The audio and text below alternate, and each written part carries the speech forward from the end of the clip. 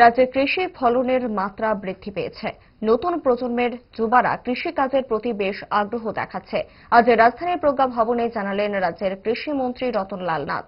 রাজ্য কৃষি দপ্তরের উদ্যোগে আজ আয়োজন করা হয়েছিল কৃষকদের সম্মান জানাতে আত্মা কিষাণ মেলা 2025-26। এদিনের মেলায় রাজ্যের কৃষি জগতের বিভিন্ন ধরনের উৎপাদিত কৃষি পণ্য প্রদর্শনীর আয়োজন করা হয় দপ্তরের তরফে। রাজ্য স্তরে নির্বাচিত 10 জন কৃষককে কৃষক সম্মানে ভূষিত করা হয়েছে দপ্তরের তরফে। প্রত্যেককে মাথাপিছু আর্থিক সম্মান হিসেবে দেওয়া হয় 50,000 টাকা সহ শংসাপত্র। জেলা স্তরে 80 জন কৃষককে দেওয়া হচ্ছে কৃষক সম্মাননা। ব্লক স্তরে সম্মাননার তালিকায় সংখ্যা 3 শতাধিক।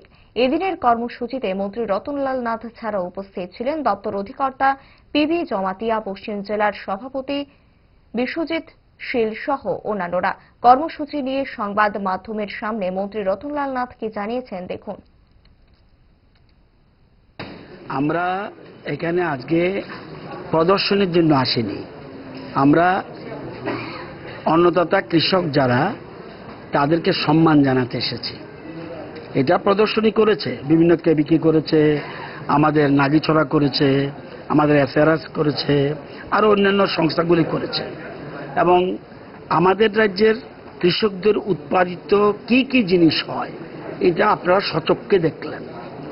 এত বেশি প্রোডাকশন হচ্ছে ইদানিং, বিশেষ করে ইউথ যারা যুবকরা তারা কৃষিকাজে নেমে গেছে।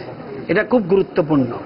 এই যে কৃষিকাজে নেমেছে এবং এই জন্য তাদের ইনোভেটিভ আইডিয়া, নতুন নতুন চিন্তাধারা করে বিভিন্ন ধরনের